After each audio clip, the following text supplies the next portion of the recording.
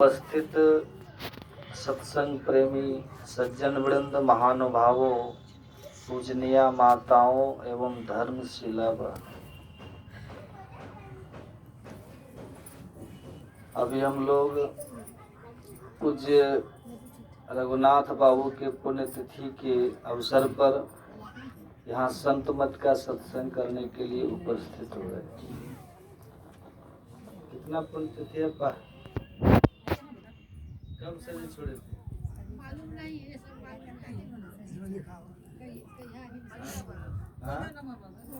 तिथि मालूम नहीं। अच्छा, तो उन्हीं के पुण्यतिथि में हम लोग यहाँ उपस्थित हुए हैं, जो उनके नाम से यहाँ सत्संग कर रहे हैं।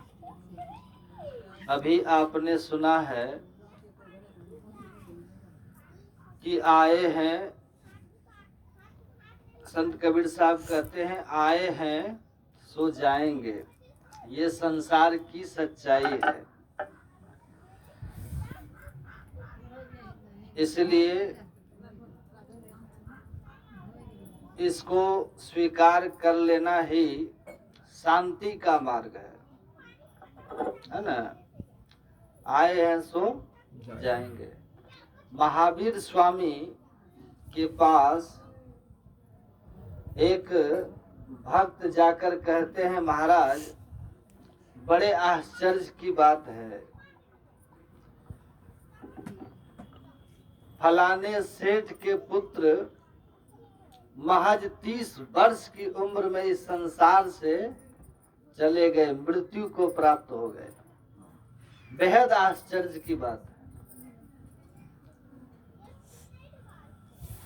महावीर स्वामी ने कहा, हाँ आश्चर्य की बात तो है कि वह आदमी 30 वर्षों तक जीवित रह गया।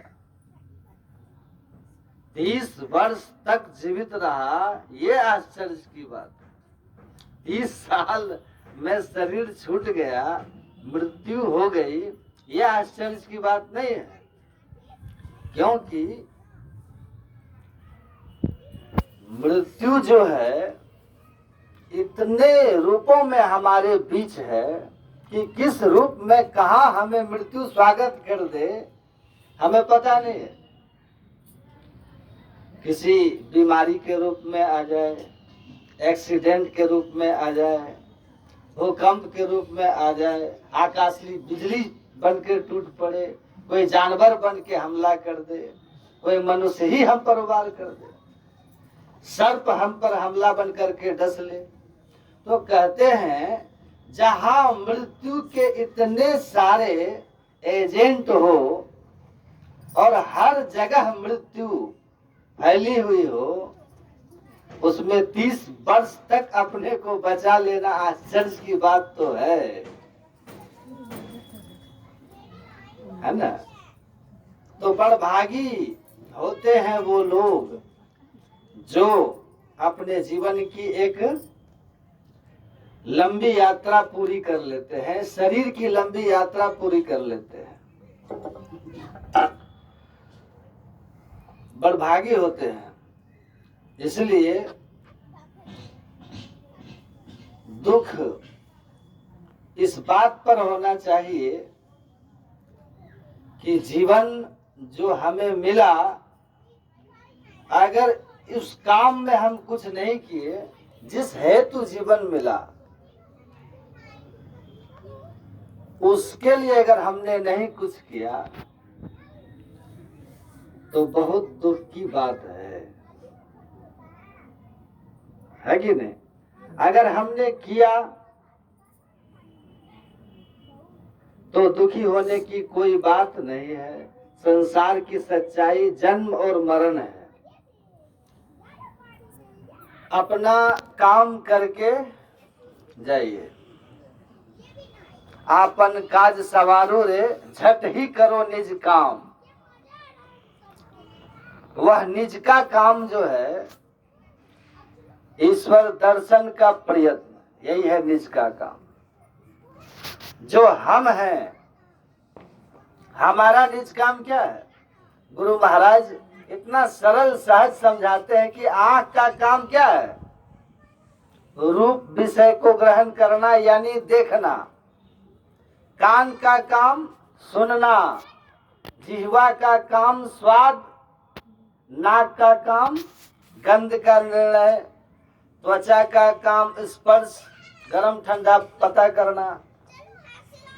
तो ये इंद्रियां एक एक अपना बच्चा तो एक एक काम तय है, इंद्रियों के अपने अपने काम तय हैं। तो आपका क्या काम है? देखिए आपका क्या काम है, आज इसी विषय पर मैं बोलूंगा। आप जो हैं, आप कहाँ हैं, कैसे आप अपने को जान पाएंगे? तो आपका निज काम जो है, अगर उस काम के लिए अभ्यास हुआ है, हमारा निज काम क्या है? ईश्वर को ग्रहण करना। चेतन आत्मा का निज काम ईश्वर दर्शन करना है। तो ईश्वर दर्शन के लिए अगर हमने प्रयत्न किए, प्रयास किए, सत्संग ध्यान किया, तो जीवन की जो भी समय सीमा रही हो, अरे जीवन किसको कहते हैं? जीवन की बहुत सरल परिभाषा महर्षि रमन कहते हैं, जड़ शरीर। ये जो हमारा स्थूल शरीर है, इसके साथ चेतन आत्मा का जो संबंध है, इसको जीवन कहते हैं। और इस जड़ शरीर के साथ चेतन आत्मा का संबंध छूट गया, इसको मृत्यु कहते हैं। जन्म और मृत्यु क्या है? एक स्थूल शरीर के साथ छूट जाना, यही ना मृत्यु है। अब पुनः चेतन आत्मा जो तीन जड़ शरीरों के साथ थी, सूक्ष्म कारण महाकारण, उस पर पुनः जड़ शरीर का एक आवरण चढ़ जाना, लेप चढ़ जाना, यही जन्म है ना? यही जन्म है। तो जन्म और मृत्यु, शरीर एक शरीर का जुड़ना और छूटना है, यही जन्म मृत्यु। लेकिन महत्वपूर्ण बात क्या है? ये जो शरीर छूटा रघुनाथ बाबू का, तो कैसा कर्म करके छूटा? कहते हैं, आप बाइबल में पढ़ेंगे, वो ईसा मसीह की एक वाणी आती है कि death is not the end of life. मृत्यु जो है वो जीवन का अंत नहीं है। एक तो शरीर छूट गया बस। तो मृत्यु क्या है? तो कहते हैं कि death is the beginning of new life. मृत्यु तो एक नए जीवन की शुरुआत है, एक नए जीवन की शुरुआत है। सावधान करते हुए कहते हैं, सावधान, that new life completely depends on action perform in this life. और वो जो नया जीवन है, वो पूरी तरह इस बात पे निर्भर करता है कि इस शरीर में रह करके आपने कर्म कैसे किए थे, आपके कर्म कैसे थे। The direction of life decides the hell or heaven in the world and world beyond। आपके जीवन की जो दिशा थी, इस शरीर में रह करके जो आपने कर्म की दिशा तय की थी, वो तय कर देगा कि आपका अगला जन्म जो है वो नरकमय होगा कि स्वर्गमय होगा। मतलब दुखमय और सुखमय जो होना है वो तय हो जाएगा। तो कहते हैं मृत्यु तो आती ही है, जन्म हुआ है तो जातस्य ध्रुवो मृत्यु। तो मृत्यु से घबराना नहीं है, अपने कर्म पर नजर रखना है। अपनी ओर निहार तुझे क्या परी परारी। आप अपने कर्म पर दृष्टि रखिए। अगर कर्म की दिशा सही है तो कहते हैं लोक और परलोक दोनों उत्तम होगा। कर्म की दिशा गलत है तो लोक और परलोक दोनों दुखमय होगा, दोनों दुखमय होगा। और वो कर्म की सही दिशा क्या है? भगवान राम ने कहा ना, जो परलोक यहाँ सुख चाहो, सुनि मम वचन हृदय दृढ़ कहु। सुलभ सुखद मार्ग यह भाई, भक्ति मोरी पुराण श्रुति गाई। लोक और परलोक में सुखी जीवन को पाना अगर चाहते हैं तो भगवान कहते हैं जीवन की सही दिशा है भक्ति मोर। परमात्मा की भक्ति कीजिए। गुरु महाराज कहते हैं जीवन वही जीवन है जिसमें ईश्वर भक्ति और सदाचार का समन्वय है। ईश्वर भक्ति और सदाचार का जो जीवन है वह मोक्ष का जीवन है, सुखमय शांतिमय जो अवस्था है उस ओर की यात्रा है वो। तो जीवन बहुत लंबा या बहुत छोटा महत्वपूर्ण नहीं होता। महाभारत में आप पढ़ेंगे एक माता मदालसा है जो अपने पुत्रों को कहती है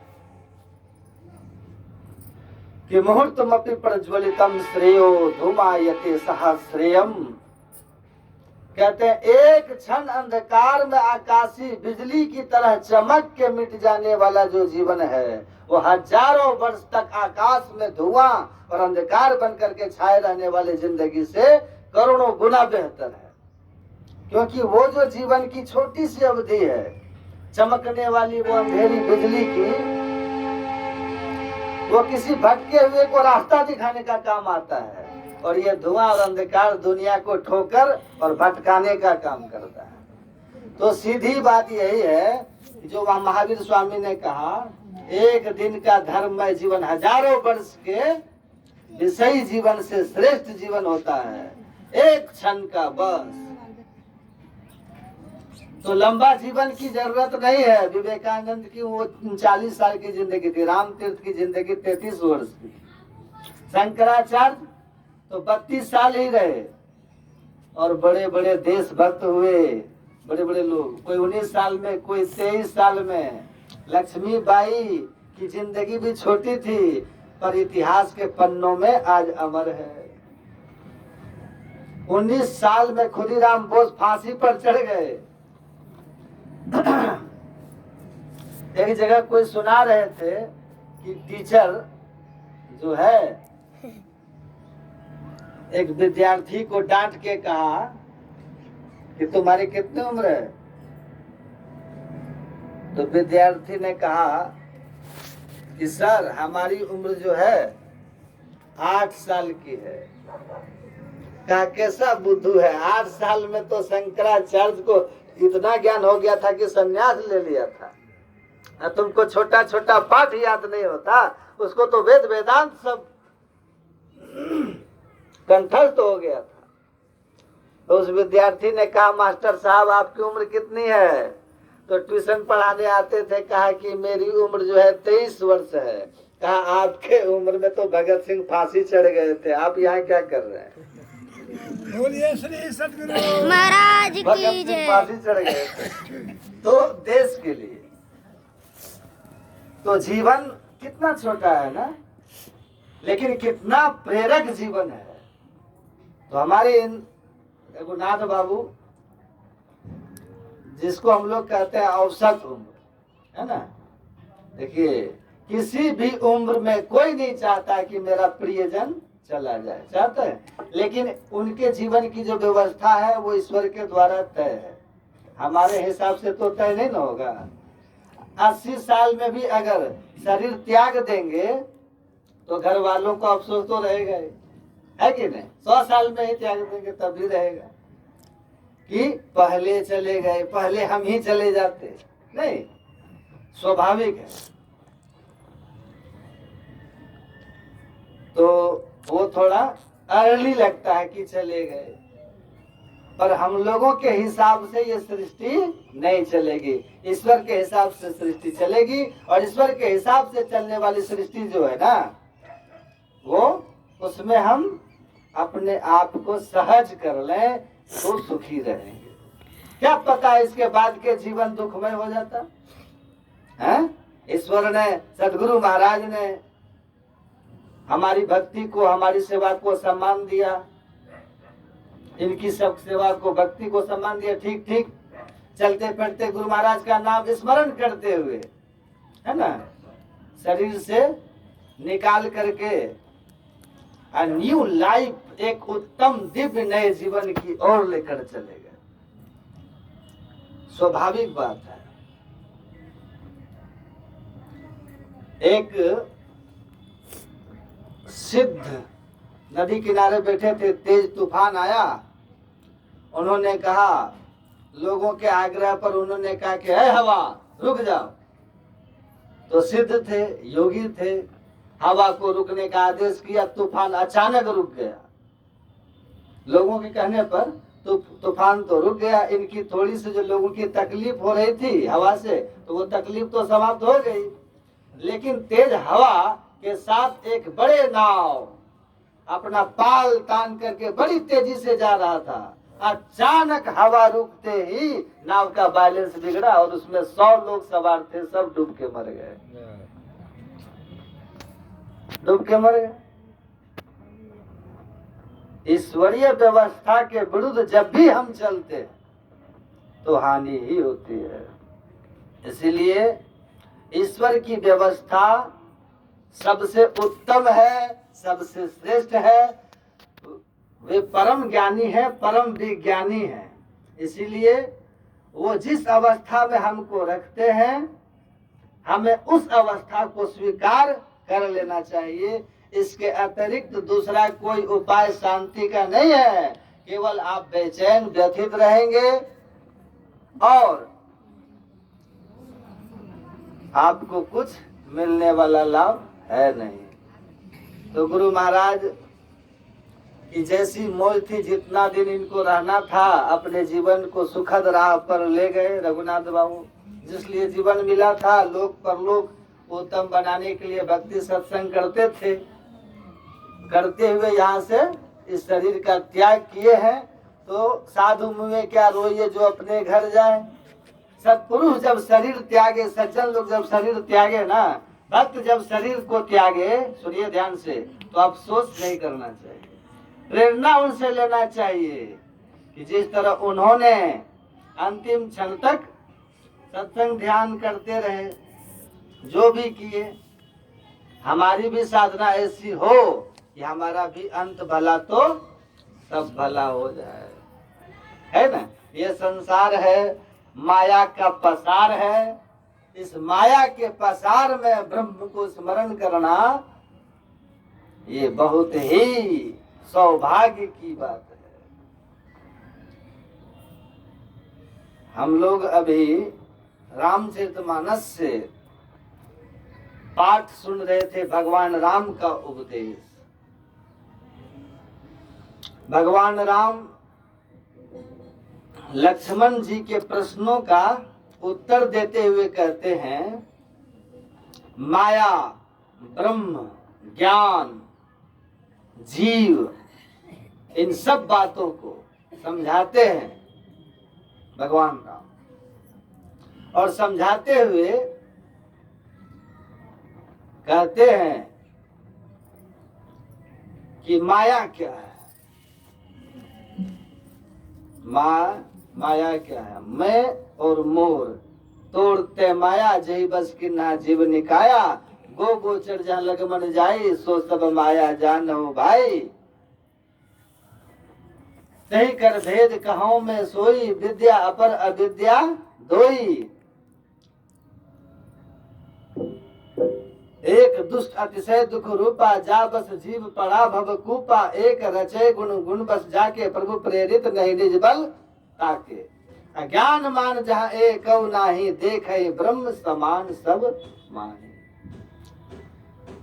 कहते हैं माया मैं और मेरा, तुम और तेरा।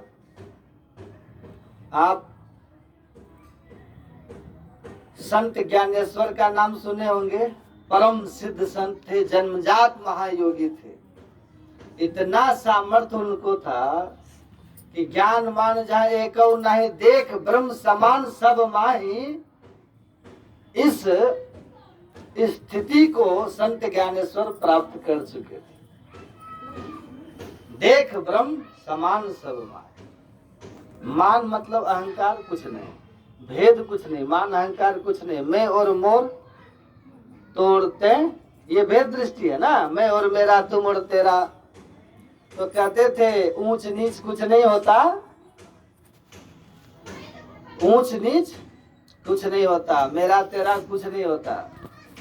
एक ये सज्जन थे, वो बाहर सर्विस करते थे,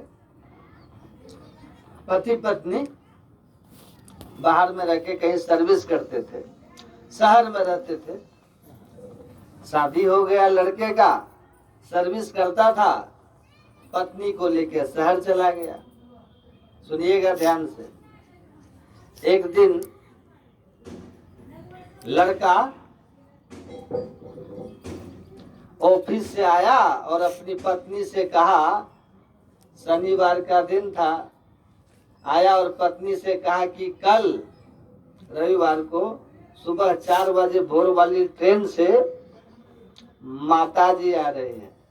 लड़का ने कहा अपनी पत्नी से, माताजी आ रही। उसकी पत्नी भड़क गई, पत्नी भड़क गई, अरे बोली कमाल हो गया, अभी तो 4-5 महीने ही हुए तुम्हारी माताजी आकर के 5 दिन रह करके गई है। 4-5 महीने पहले ही तो तुम्हारी माताजी आकर के 4-5 दिन रह करके गई है, तो इतना जल्दी क्या हो गया जो फिर आ रही है? अब वो भी 4 बजे भोर वाली ट्रेन से, रविवार का दिन। अरे 6 दिन तक तो हम जल्दी जल्दी में उठते हैं, बच्चों के लिए नाश्ता बनाओ, उनको स्कूल भेजने के लिए तैयार करो, फिर तुम्हारे लिए जलपान बनाओ, फिर तुमको ऑफिस भेजो, फिर भोजन बनाओ, हैं? दिन रात काम करते करते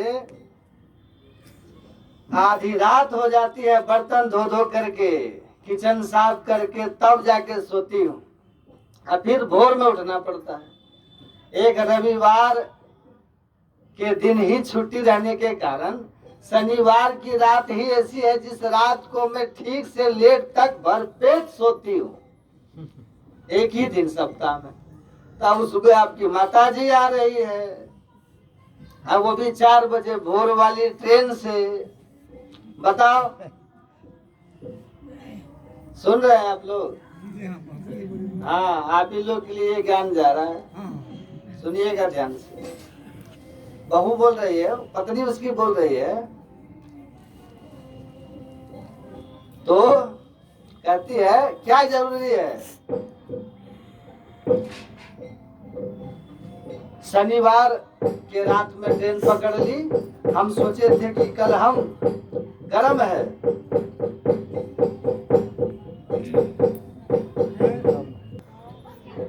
4 बजे भोरे पत्नी माँ जी आ रहा है। क्या कह रहे थे? कहती है क्या जरूरी है? क्या जरूरी है? शनिवार के रात में ट्रेन पकड़ ली, हम सोचे थे कि कल रविवार है, गरम है पत्नी। पति जी महाराज को बोलने का अवसर नहीं मिल रहा है, बेचारा चुपचाप सांप सुन गया है, सुन रहा है पत्नी की। कहा क्या जरूरत थी आने की? अब वो भी कल मालूम है, हम सोचे थे कल देर तक सो के उठेंगे, बच्चों की छुट्टी है, इन सब को लेकर के हम लोग फिर बाजार जाएंगे, दोपहर का भोजन उधर ही करेंगे, फिल्म देखेंगे, बाजार से कोई शॉपिंग वॉपिंग करेंगे, तो सारा चौपट कर दी प्रोग्राम हमारा। आ रही है शनि रविवार को, 4-5 महीने नहीं हुए, रहा नहीं जाता बेटे के बिना। अब बोले जा रही है, बोले जा रही है, बोले जा रही है। अब बेचारा पतिदेव महाराज चुपचाप सुन रहे हैं, कर भी क्या सकते, सुन रहे हैं। बोलते बोलते जब थक गई, कितना बोलेगी, बुलाना दे दे करके जब थक गई, तब पति जो थे ना, वो बड़े प्यार से धीरे धीरे जाकर बोले कि मेरी मानी तुम्हारी माँ आ रही है। श्री सतगुरु महाराज की जय।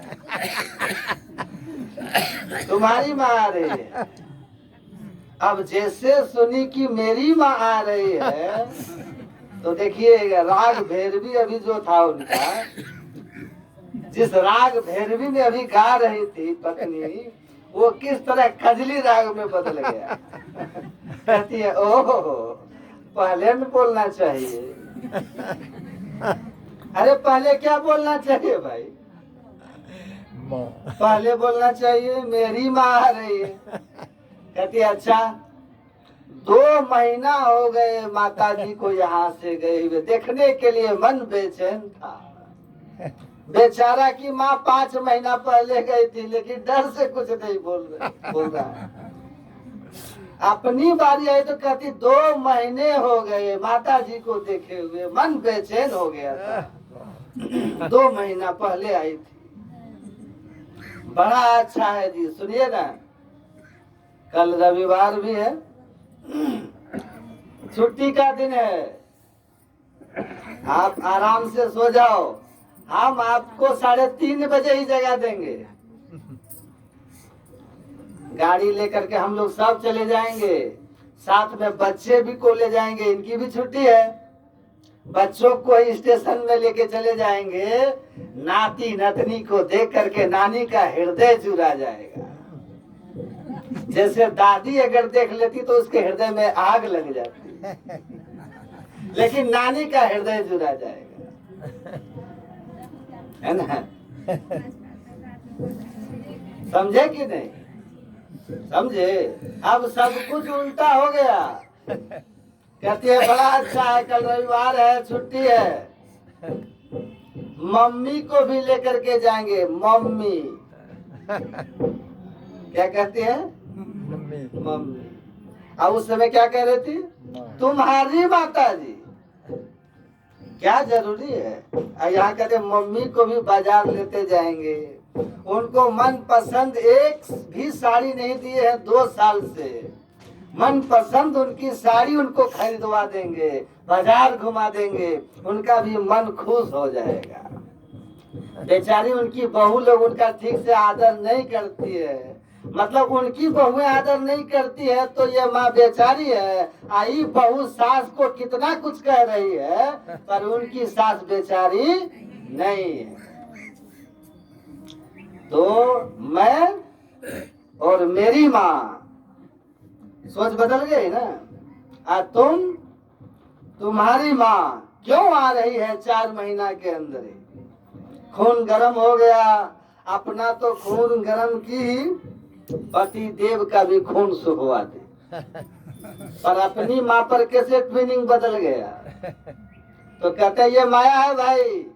अब माया में तो झगड़ा होगा ही होगा, क्योंकि माया जहाँ है, गुरु महाराज कहते हैं सहो दुख भारी।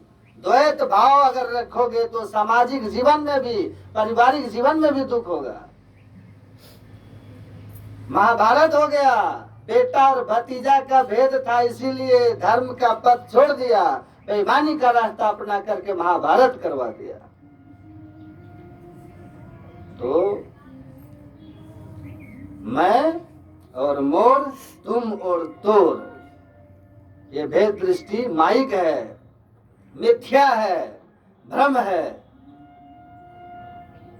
सब में एक ही एक तत्व ब्रह्म है जो सत्य है। ब्रह्म सत्यम जगन मिथ्या।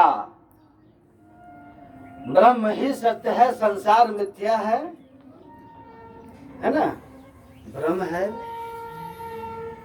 रजत सीप महाभास जिमी जथा भानुकर बारी। जैसे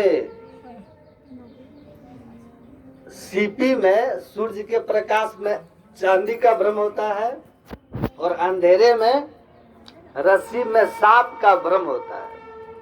लेकिन रस्सी कभी सांप न थी, न है, न होगी। लेकिन वो जो अंधेरा है, उस अंधेरे के कारण रस्सी को सांप समझ के हम डरे थे, कांपे थे, भयभीत हुए थे। कहते हैं इसी तरह यही विधि जग हरि आश्रित रहे। ऐसे ही ये संसार 5 तत्वों का, 5 विषयों का पसार, तीन गुणों का पसार, उत्पन्न होना सतोगुण, टिके उत्पन्न होना ये रजोगुण, टिके रहना सतोगुण, और फिर नष्ट हो जाना ये तमोगुण। ये सतोगुण, रजोगुण, तमोगुण, ये तीन गुण का पसार जहां तक है, पांच विषयों का पसार क्या है? गुरु महाराज कहते हैं तमाम संसार में यहाँ से लेकर स्वर्ग तक चले जाओ, ये पांच विषय का पसार है। तीन गुण से बना हुआ है, इसलिए सगुण कहते हैं। तो जहां तक इनका पसार है सब माया में ही है।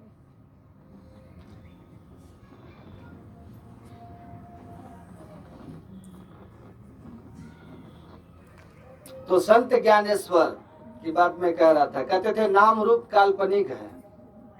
नाम रूप कितना सरल है, नाम रूप काल्पनिक है। अब नाम रूप काल्पनिक है, अब ब्रह्म सत्य है। नाम रूप किसको बोलते हैं? बोलते हैं ना संसार नाम रूपात्मक है, ये जगत नाम रूपात्मक है। तो नाम रूप क्या है? कोई एक रूप हुआ, उसका एक नाम हुआ, तो कहते हैं वो काल्पनिक है। आपका एक रूप है, सबसे अलग है, सबसे, उसका एक नाम है। आपका रूप, उसका एक नाम है, आपका नाम है, आपका रूप है। तो कहते हैं नाम रूप काल्पनिक है। किस तरह से? तो आप समझिए, ध्यान से सुनिएगा तो समझिएगा। ये जो गमछा है एक रूप है ना, एक आकार प्रकार है जिसका नाम है गमछा, और ये कुर्ता एक आकार प्रकार है जिसका नाम है कुर्ता। एक अलग ढंग का बना तो कुर्ता नाम पड़ गया है, धोती नाम पड़ गया, गमछा नाम पड़ गया, साड़ी नाम पड़ गया, और कुछ भी नाम पड़ गया, फुल पैंट शर्ट नाम पड़ गया। तो एक आकार बना, एक रूप बना, उसका एक नाम हो गया, रूप बदला, नाम पड़ गया। लेकिन बना किससे है? सबके सब धागा से, है ना। धागा ब्रह्म है, धागा सत्य है, और नाम रूप काल्पनिक है। धागे का ही एक आकार, एक रूप साड़ी है, उसी धागे का दूसरा रूप धोती है, उसी का तीसरा रूप कुर्ता है, उसी का चौथा रूप गमछा है, उसी का पांचवा छठा, अनेक रूप हैं, अनेक रूप। लेकिन जो सबके मूल में तत्व है वो सत्य है, उसको ब्रह्म कहते हैं। यह संपूर्ण संसार, थोड़ा ध्यान से सुनिएगा।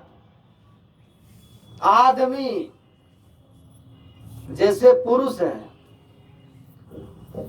और स्त्री है, दोनों अलग अलग हैं। हमारे लिए है ना, स्त्री अलग होती है, पुरुष अलग होती है। लेकिन स्त्री और पुरुष दोनों को एक वर्ग में लेकर आइए तो वो मानव कह दीजिए तो स्त्री पुरुष खत्म हो गया। हो गया कि नहीं? मानव, उसमें स्त्री भी है पुरुष भी है, दोनों समाहित हो गए ना।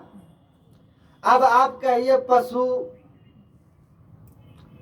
पक्षी सब हैं, अलग अलग ग्रुप है, अलग अलग ग्रुप है। मनुष्य में स्त्री पुरुष सब है, अनेक तरह के पशु पक्षी हैं।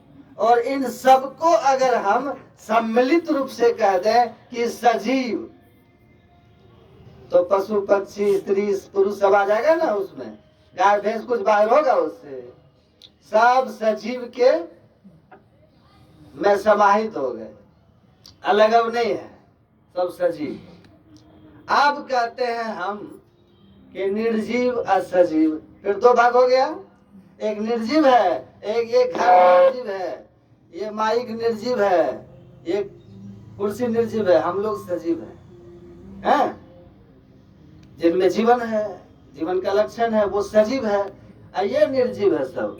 अगर आप इस सब को एक कैटेगरी में लाना चाहें तो एक साधारण सा अर्थ है कि इन सब का उपादान एक है। चाहे कुर्सी हो, चाहे हम हैं, चाहे पशु पक्षी है, सबका उपादान ईश्वर ही है ना। ईश्वर ही सबके उपादान है, सब ईश्वर से बने हुए हैं। जैसे धागा से अनेक वस्त्र बने हुए हैं, वैसे ईश्वर से संपूर्ण सचराचर जगत की उत्पत्ति हुई है। ईश्वर के अतिरिक्त कहीं कुछ नहीं, लेकिन हमारी दृष्टि नाम रूप में होती है और इसीलिए हम भेद देखते हैं। भेद रहता है हमें। ये जब भेद दृष्टि खत्म होती है तो नाम रूप से हट के धागे पर दृष्टि चली गई, तत्व पर दृष्टि चली गई। ये ज्ञान की अवस्था है। इसीलिए कहा ज्ञान मान जहाँ एक नाही देख ब्रह्म समान सब माहे। गहने के गढ़ो कहीं सोनो भी जात है, गहनो बीच सोनो और सोनो बीच गहनो है। गहन भीतर भी सोनो और बाहर भी सोनो, जिससे सोनो को तो जान लीजिए, गहनो बर्बाद कीजिए। यारी सब सोनो या में कौन ऊंच नीच है। यहाँ पहनने वाला सोना या यहाँ पहनने वाला सोना या हाथ में पहनने वाला सोना या पैर में पहनेंगे सोना, सोने की कीमत कहीं भी पहन लीजिए कम नहीं होगा। एक पंडित जी को किसी ने उपहार में एक गणेश जी और एक चूहा सोने का भेंट किया। पंडित जी को अभाव हो गया तो वो चूहा और गणेश लेकर के पहुंच गए सोनार के दुकान। कहा मैं इसको बेचने वाला हूँ। सोनार ने कहा कि ठीक है लाइए। सोनार ने देखा, उसकी वजन किया, कहा क्या रेट लगाए। जब बताया कि 20,000 हुआ तो कहा क्या रेट लगाए। तो सोनार ने कहा कि उस समय की बात है, कहा 5,000 रुपया भरी। तो पंडित जी ने कहा गणेश जी का रेट क्या लगाए और चूहा का क्या रेट लगाए। सोनार ने कहा कि भैया दोनों का एक ही रेट है, 5,000 रुपया भरी। पंडित जी भड़क गए। गणेश जो है वो भगवान है, चूहा उनका वाहन है, नास्तिक है क्या जी। भगवान और वाहन दोनों का एक ही रेट लगाता है। तो सोनार कहा कि पंडित जी माफ कीजिएगा, हम सोनार हैं, हम गणेश और चूहा खरीदने वाले नहीं हैं, हम सोना खरीदते हैं। बोलिए श्री सतगुरु महाराज की जय। दोनों में सोना है, इसलिए भाव दोनों का एक है। भाव एक है। ज्ञानी की दृष्टि तत्व पर है, उपादान पर है, वस्त्र पर नहीं है, उसी बनावट पर नहीं है। उसके बनने का जो मूल तत्व है, परम तत्व है, उस परम तत्व पर है। वो सब में एक ही एक आत्म तत्व है। वो आत्म तत्व सब में एक ही एक है। तो ज्ञान में भेद नहीं है। ज्ञानेश्वर ज्ञानी है, वो कहते हैं सब एक है। विद्या विनय संपन्न ब्राह्मणी कवि हस्तनी सुनी च व स्वपा के च पंडितः समदर्शिनः। विद्या विनय से संपन्न कोई ब्राह्मण हो, गाय हाथी चंडाल, जो सच्चे अर्थ में पंडित होते हैं, ज्ञानी होते हैं, समदर्शिनः, वो सब में समदर्शी, समान दर्शन उनका होता है। एक समान दर्शन, भेद दृष्टि अब नहीं। सब में दिसे आत्मा सब ही से न्यारी हो, सदगुरु भेद बताई खोली ब्रह्म की वाणी हो। मीराबाई कहती है सब में एक ही एक ब्रह्म तत्व दिख रहा है, सब में सोना दिख रहा है, सब में धागा दिख रहा है। वस्त्र में कैसे भेद कर दूं, भाव कैसे कम कर दूं, जब सब सोना है। केवल स्थान भेद से उसकी कीमत भेद मैं नहीं कर सकता। तो ज्ञानी जो होते हैं समभाव में होते हैं।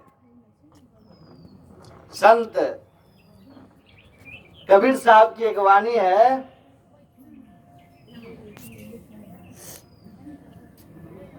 एक ही एक ना और कोई, संत को एक अनेक, असंत को जन्म और मरण, असंत के होई, संत को अमर है, संत को अमर है, मरण है असंत को, स्वर्ग और नरक यही भांति सोई। स्वर्ग और नरक होत असंत को, दास पलटू कहे हम देख रोई। पलटू साहब कहते एक ही एक ना और कोई, एक ही एक ज्ञान मान जाए कौ नाही, एक ब्रह्म समान सब माय। एक ही एक को देख रहे हैं, भेद नहीं है। राम आदि अरु अंत है, मध्य राम भरपूर। लक्षण संत को लखी पड़े, दुर्जन को अति दूर। ये ज्ञानी की स्थिति होती है। आदि अंत मध्य ब्रह्म मृतम पुरश्चात ब्रह्म पश्चात ब्रह्म दक्षिणतश्च उत्तरेण अधश्च ऊर्ध्वं परसृतम ब्रह्मे वेद विस्मृतम वरिष्ठम।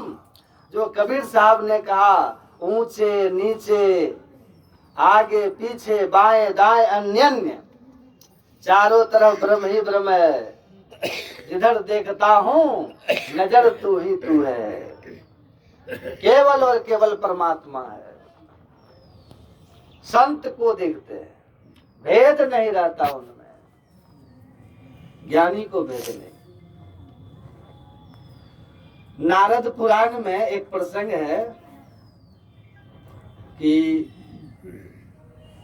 एक शिष्य अपने गुरु के आश्रम में, रिभु नाम था, और निदाग, महर्षि रिभु के शिष्य निदाग, वो अपने गुरुकुल में रह करके अध्ययन करते हैं, गुरु से शिक्षा दीक्षा लेते हैं, और ब्रह्म विद्या, ब्रह्म सत्यम जगद मिथ्या, जीवो ब्रह्मैव नापरः का यह ज्ञान लेकर इस ब्रह्मचर्य आश्रम के बाद वो गृहस्थ आश्रम में जाते हैं। लेकिन उन पर संसार का रंग चढ़ जाता है, संसार का रंग चढ़ जाता है। ध्यान से सुनिएगा, संसारी लोगों की तरह वो कर्म कांड में फंस जाते हैं, अविद्या में फंस जाते हैं। तत्कर्म यन बद्धाय सा विद्या या विमुक्त है। अविद्या माया का दो रूप है, सुन रहे थे ना, सुने ना, दो रूप है। तो विद्या माया और अविद्या माया। अविद्या माया कर्मकांड, भौतिक ज्ञान, ये बांधने का काम करता है। तो आया और इसी में फंस गया वो, बाह्य पूजन अर्चन और सांसारिकता में फंस गया वो गृहस्थ आश्रम में जाके। और जो ज्ञान गुरु महाराज ने उसे दिया था, सा विद्या या विमुक्त है, विद्या माया, विद्या पढ़ा, उसको वो भूल गया। निदान वो क्या है? वही बिंदुनाथ की साधना जो आपको अविद्या माया दुष्ट रूपा जो संसार में फंसाती है, बांधती है, नीचे की ओर ले जाती है। विद्या माया संसार से छोड़ाती है, परमात्मा की ओर ले जाती है विद्या माया। ये अंधकार क्या है? अविद्या माया। देख माया का रूप तिमिर आगे फिरे, और इस अविद्या माया का प्रभाव में जब तक आप रहते हैं, उपदेश का असर भी आपके मन में टिक नहीं पाता है। यह शिक्षा जो प्रवचन सुन रहे हैं, सुनेंगे समझेंगे, इसका असर रहेगा, लेकिन परिस्थिति जब आएगी तो गुरु महाराज कहते हैं कदम लड़खड़ा जाएंगे। भजो भजो गुरु नाम हो भाई, भजो भजो गुरु नामा हो, तन धन दारा सपन है सारा, अंत न आवे कामा हो। ये ज्ञान आप में रहेगा, लेकिन जब मौका आएगा ना, परिस्थिति जब बनेगी, तो गुरु महाराज कहते थे कि आप इस ज्ञान पर दृढ़ नहीं रह पाएंगे। क्यों? क्योंकि घट में तेरे घोर अंधेरा, सोई भरम का जामा हो। घोर अंधकार है हमारे अंदर, इस अंधकार में जब तक रहेंगे, भ्रम में रहेंगे, अज्ञानता रहेगी, वो कर्म हमसे होंगे, आपसे होंगे, जो बंधन में आपको डालेंगे। तो अंधकार में पड़े रहना, संत राधा स्वामी का साहब कहते, इस नगरी में तिमिर समाना, भूल भरम हर बार, एक दो बार नहीं, हर बार। खोज करो अंतर उजियारी, छोड़ चलो नौ द्वार। जब तक अंधकार देख रहे हैं, जान लीजिए अविद्या माया के प्रभाव में है।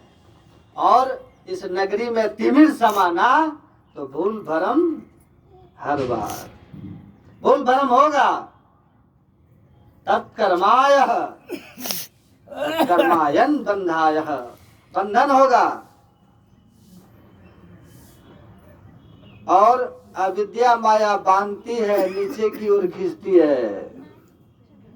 अविद्या माया आंख बंद करके जब करने लगेगा ना, ये आपको संसार में घुमाने लगेगा। लेकिन विद्या माया जो होती है वो हमको, वो है माया ही, विद्या माया। लेकिन विद्या माया जो है सा मुक्त है, वो हमको मुक्ति की ओर ले जाती है। तो मुक्ति की ओर कौन ले जाता है? गुरु महाराज क्या कहते हैं? बिंदु नाथ अगुवाई तुम ही ले जाएंगे, अरे हारे में ही ज्योति मंडल सर शब्द की सैर कराएंगे। जो अपने अंदर का ज्योति और नाद है, ये दोनों माया ही है, क्योंकि ये भी तो बना हुआ है ना, ये भी बना हुआ है। सूक्ष्म मंडल, कारण मंडल, महाकारण मंडल क्या है? सबकी उत्पत्ति हुई है ईश्वर के द्वारा, सबकी उत्पत्ति है। लेकिन वो जो है ईश्वर के दो हाथ की तरह है। गुरु महाराज कहते हैं जैसे कोई बालक अपने कदम आगे बढ़ाता है तो माता पिता अपने दोनों हाथ बढ़ा करके उसको अपनी ओर खींच लेते हैं, वैसे ही ये बिंदु और नाद जो है ईश्वर के परमात्मा के दो हाथ है, जो उसको अपनी ओर खींच लेते हैं। तो जो हमको ईश्वर भक्ति में प्रेरित करे, ईश्वर की ओर ले जाए, तो वो विद्या माया विमुक्त है, मोक्ष की ओर मुक्ति देती है। और अविद्या माया घेर कर रखती है। मूढ़ पड़ा तम कूप, अंधकार के कुएं में फंसे रहेंगे तो नीचे जाएंगे। इसलिए विद्या माया की खोज करने के उपदेश दिया जाता है कि विद्या माया को खोजिए, वो आपका सहयोग करेगा, वो आपका सहयोग करेगा और अंत में आप ज्ञान को उपलब्ध हो जाएंगे, भेद दृष्टि मिट जाएगी। लेकिन संसार के प्रभाव में शिष्य आ गए, वो तो संसार के चाल में चल दिए। गुरु देखिए शिष्य को नहीं भूलते।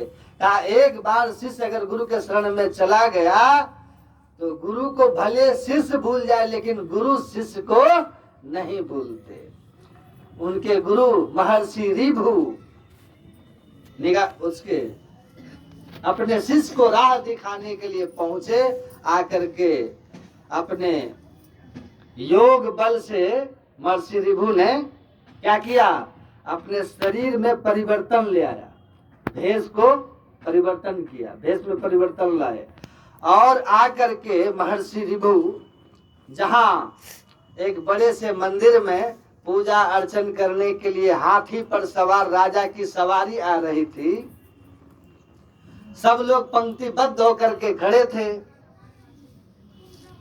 वहां निदाग भी खड़ा होकर के उनके शिष्य देख रहा था पूजा में भाग लेने के लिए। महर्षि ऋभु उनके करीब गए और कहा कि क्या हो रहा है, क्या देख रहे हो? कहा कि राजा की सवारी आ रही है, मंदिर में पूजा होगा, सुनिएगा ध्यान से। कहा कि कौन है राजा? कहा राजा कौन है? तो हाँ, कहा वो दूर हाथी, वो हाथी है ना, हाथी, हाँ हाथी पर जो बैठे हैं वही राजा है। महर्षि ऋभु ने कहा पुत्र मैं तो दूर देश का रहने वाला हूँ, हाथी कभी हमने देखा नहीं है, तो मुझे समझा दो कि हाथी कौन है और राजा कौन है। क्योंकि हाथी हम जानेंगे तब न जानेंगे कि हाथी और राजा। तो कहा अरे महाराज, अरे वो जो नीचे है ना वो हाथी है, और वो ऊपर जो है ना बैठा हुआ वो राजा है। कहा कि मैं इस भाषा में कमजोर हूँ, मुझे ऊपर और नीचे भी समझ में नहीं आता, जरा ऊपर नीचे समझाओ तब न समझेंगे, ऊपर राजा नीचे हाथी। तो ऊपर नीचे क्या है? शिष्य कूद करके, ये नारदीय पुराण की 6 पद में कहानी है, कहते हैं शिष्य कूद करके उनके कंधे पर चढ़ गया, महर्षि ऋभु के उनके कंधे पर चढ़ गया। कहा कि अब ऊपर नीचे समझ में आया, आप नीचे और मैं ऊपर। राजा बने। निदाग ने कहा, निदाग से महर्षि ऋभु कहते हैं, बेटा नीचे ऊपर तो समझ में आ गया, लेकिन मैं कौन और तुम कौन जरा ये समझा दो।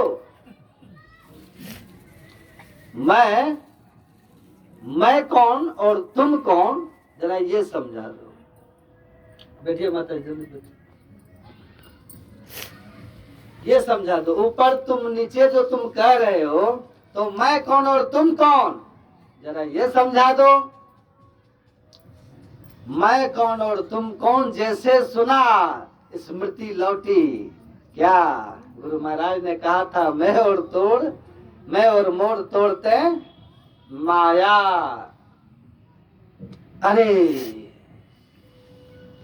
मैं और मेरा, तुम और तेरा, यही तो माया है, यही तो बंधन है, यही तो जीव के सारे दुख का कारण है। जय बस की नाजीव निकाया,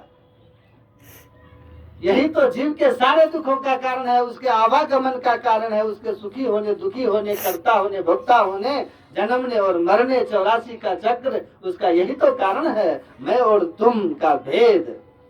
तुरंत नीचे उतर गया, प्रणाम करके कहता है, मैं समझ गया गुरुदेव, मैं भटक गया था, आप मेरे गुरु महाराज हैं, और मैं और तुम का आपने मुझे ये ज्ञान कराया था, तो मैं भूल गया था। महर्षि ऋभु निदाग को कहते हैं, बेटा इसको सदैव याद रखना, एक वो परानंदो निर्गुणः परतः परः भाति विज्ञान भेदे न बहुरूप धरो अप्ययः माया माइनो भेद दृष्टि भेद बुद्धि प्रदायनी। कहते एक वो परानंदो, एक ही परम आनंदमय, एक परम तत्व जो आदि अंत रहित है। कहते हैं एक वो परानंदो निर्गुणः परतः परः, जो 3 गुणों के पसार से परे है, जो उत्पत्ति विनाशशीलता के गुण लक्षणों से मुक्त है। अनंत सत्ता, आनंददायक सत्ता, आनंदमय सत्ता, परमानंदमय सत्ता, वही सत्ता अपनी मौज से एक हम बहुत श्याम एक हूँ बहुत हो जाऊं अनेक रूपों में प्रकट हो जाता है। नाम रूप काल्पनिक है, माइक है, इसी के आवरण में आ जाते हैं। माया का आवरण जो अंधकार प्रकाश शब्द के रूप में है, जिसका अंधकार का जो रूप है एक दुष्ट अति दुख रूपा, ये अंधकारमय माया दुष्ट रूपा माया है, भवकूप में ले जाती है, भरमाती है, ज्ञान में स्थिरता नहीं लेने देती है, परिणाम दुखद ही होता। तो अनेक रूप काल्पनिक है, ये नाम रूप काल्पनिक है। एक ज्ञान मान जहाँ एक नाही, देख ब्रह्म समान सब माय। वही माया के कारण भेद बुद्धि आती है, और उसी माया के कारण अनेक रूपों में दिखता है। भेद दृष्टि खत्म हो जाए, नाम रूप से दृष्टि हटकर तत्व पर चली जाए, तो भेद दृष्टि समाप्त हो जाएगी। यहाँ आप सब बैठे हैं, कोई माताएं बहन हैं, कोई भाई बंधु हैं। अगर मेरी आंख में ये सामर्थ्य हो जाए एक्सरे की तरह, तो यहाँ केवल हड्डियों का ढांचा रह जाएगा। कोई यहाँ स्त्री पुरुष का भेद एक्सरे में रहता है क्या? एक्सरे में बता सकते हैं कि ये स्त्री का एक्सरे है कि पुरुष का एक्सरे है? ओनली हड्डी, ढांचा। अगर एक्सरे वाली आंख किसी को हो, तो यहाँ कोई गोरा काला नाटा स्त्री पुरुष दिखाई देगा? हड्डी ही हड्डी, कोई कलर डिफरेंस कि आप गोरे हैं, सांवले हैं, काले हैं, स्त्री है, पुरुष है, ये भेद नहीं रहेगी एक्सरे की आंख में। केवल हड्डी ही हड्डी यहाँ होगा।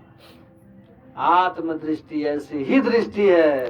फैली हुई निगाह को सूक्ष्म दृष्टि कहते हैं, पूर्ण सिमटाव वाली निगाह को दिव्य दृष्टि कहते हैं, और जड़ावरण से मुक्त हुए दृष्टि को आत्म दृष्टि कहते हैं, जिससे एक ब्रह्म समान सब माही होता है। समान सब माही। तो कहते हैं जो अनेक दिख रहा है, ये माया के कारण। ब्रह्म में ब्रह्म दृष्टि हुई, अनेकता की जगह एकता आ गई, एक ही एक, न और कोई, एक ही एक।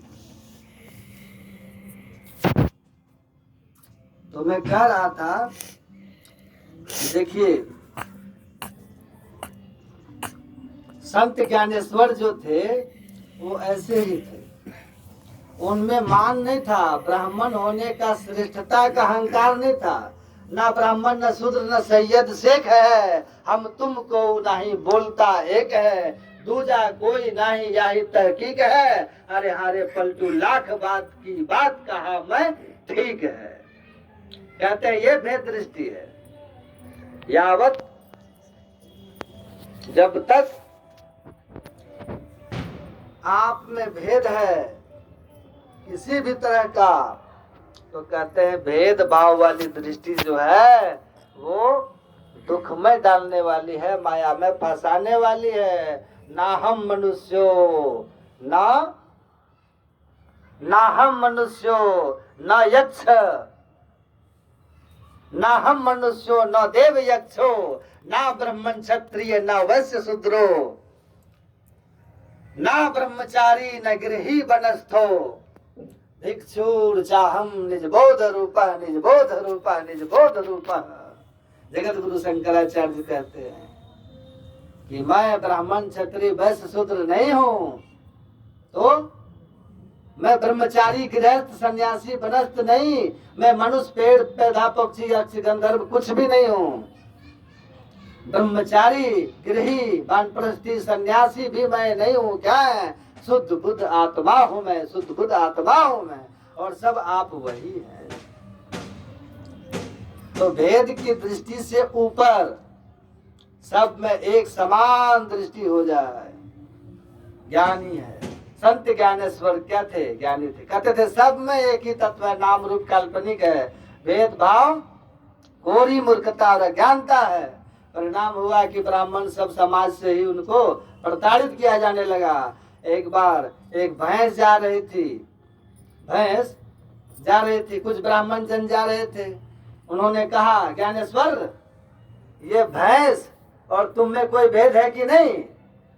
तो संत ज्ञानेश्वर ने कहा कि नहीं, नाम रूप काल्पनिक है, ये भैंस और मैं मनुष्य, ना हम मनुष्यो न देव यक्षो। कहा ये नाम रूप काल्पनिक है, ये भैंस और मनुष्य ये काल्पनिक है, मूल में एक ही तत्व है, ब्रह्म तत्व है, सबका उपादान है, सबका उपादान है, कोई भेद नहीं है हमें। कहा भैंस को मारेंगे तब तुमको चोट लगेगी? कहा अवश्य। भैंस के पीठ पर कस के डंडा मारा, भैंस को तो कुछ नहीं हुआ, लेकिन संत ज्ञानेश्वर ने अपना बस उठा करके दिखाया, पूरा पीठ फट गया। कहा चमत्कार था, संत थे, संत भगवंत अंतर निरंतर नहीं, संत और भगवंत के सामर्थ्य में कोई अंतर नहीं होता। तो ऐसे वो संत थे, उन्होंने गीता पर टीका लिखते हुए जो पहला श्लोक है गीता का, ज्ञानेश्वरी गीता पढ़िएगा, उसमें लिखा, उसका जो पहला श्लोक है गीता का, धर्म क्षेत्रे कुरुक्षेत्रे समवेता युयुत्सव मामका पांडवस्य किम कुर्वत संजय, कि धर्म क्षेत्र कुरुक्षेत्र में युद्ध की इच्छा से एकत्रित हुए मेरे और पांडु के पुत्रों ने क्या किया संजय, मुझे बताओ। वो दिव्य दृष्टि से देख करके कह रहा था संजय। संत ज्ञानेश्वर ने कहा संपूर्ण महाभारत की पृष्ठभूमि यही है, संपूर्ण महाभारत की पृष्ठभूमि। धृतराष्ट्र ने एक सवाल पूछा है महाभारत में, धृतराष्ट्र एक श्लोक में, पहली श्लोक में बोला